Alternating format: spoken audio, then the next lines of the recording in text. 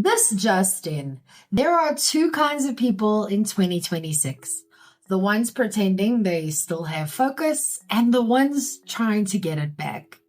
Let's talk about the second group. The ones who open Instagram to check a message and somehow end up Googling whether hedgehogs are lactose intolerant. They are, by the way. Because here's the thing. Small business owners are told that time is money. But focus, that's where the real cash lives.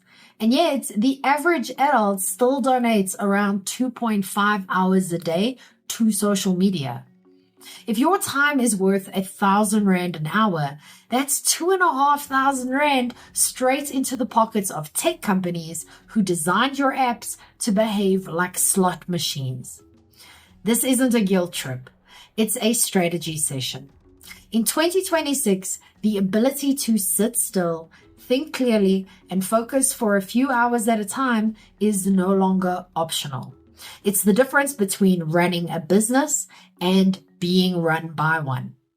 According to research across psychology, neuroscience, and every productivity blog worth its dopamine, attention isn't just getting hijacked, it's getting auctioned. So here's how to take it back. First, we'll look at the 2.5 hour tax. Who's really profiting from your scrolls? Let's run those numbers. The average adult racks up 2.5 hours of screen time on social media per day. That's over 900 hours a year. If your business time is built at 1,000 Rand an hour, that's nearly 1 million Rand leak in your schedule. This isn't about pleasure versus productivity. It's about whether you can read an entire paragraph without checking for a notification. You might have heard the term popcorn brain. It describes a mental state where attention jumps like a kernel in hot oil. You want to read, you want to write, but your brain keeps asking whether it's missing something. And the real tragedy? Most of the time, it's not. Let's look at why willpower fails and the brain chemistry that you're up against. If you've ever blamed yourself for a lack of focus, let's clear this up.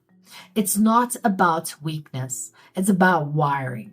According to Sophie Leroy's research on attention residue, your brain doesn't just switch tasks cleanly. It smears. When you bounce between emails, DMs, and strategy, a part of your brain stays stuck on what you just left. That residue reduces your brain's processing power for up to 20 minutes. And then there's the dopamine loop. Social platforms reward unpredictability. You scroll because maybe there's something exciting. Maybe someone liked your post. Maybe there's a headline that makes you feel clever or angry or inspired. That maybe is the same thing that drives gambling addictions. Your brain learns to crave the unknown payoff, not the content, the chase. Even your creativity isn't safe. The part of your brain that solves problems and comes up with ideas, called the default mode network, only switches on when you're bored. But if every spare moment is filled with TikToks or podcasts, your mind never gets the silence it needs to connect the dots. So here is your 2026 detox blueprint. Less screen and more strategy. This isn't about becoming a monk. It's about making focus easier to find. So phase 1, add friction. Turn your phone display to grayscale. Black and white screens make flashy apps look like accounting software. It sounds minor, but it's not. Dopamine needs color to spike. Take away the palette and you take away the pull. I use an operating system called Minimalist Phone, which works well for me. Then phase 2, schedule dumb phone hours. You don't need a brick phone. You just need to set your device to Do Not Disturb from 8 a.m. to 12 p.m. That's it. 4 hours of clean mental air every morning. No buzzers, no beeps, just you and your work. I'm still working on this one myself. Then phase 3, ride the urge wave. Feel the need to check your phone? Wait 10 minutes.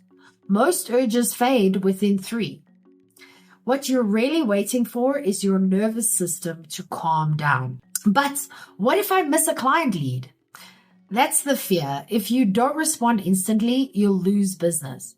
But in practice, fast replies can signal desperation. Clients assume busy people aren't sitting with their phone in their hand waiting for a message.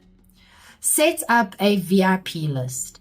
Let calls from your partner, kids, or your team come through, but let everything else wait. That's what inboxes are for. And the big win? You'll start answering with clarity, not just speed. And your clients will notice.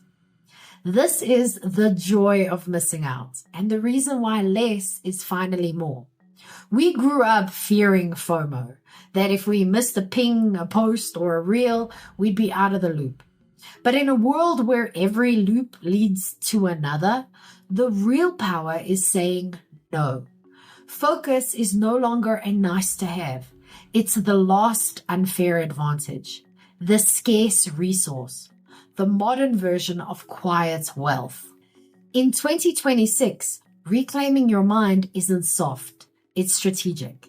And if you want to build a brand people trust, it starts with giving your attention back to what matters. That might mean missing a few messages, but it also means you won't miss your next big idea. Get my 5-minute marketing fix to sharpen your message and get one sentence that cuts through the noise. You can download it for free in the description below, or you can go to strategicmarketingtribe.com/fix. But what about you? What's the weirdest place you've ever had a breakthrough idea because you were finally offline? I'll go first. I didn't come up with my idea to create my almost breaking news video series while watching other people's videos. It actually came to me on one of my daily walks for coffee. Okay, your turn. What's your strangest offline brainwave? Let me know in the comments.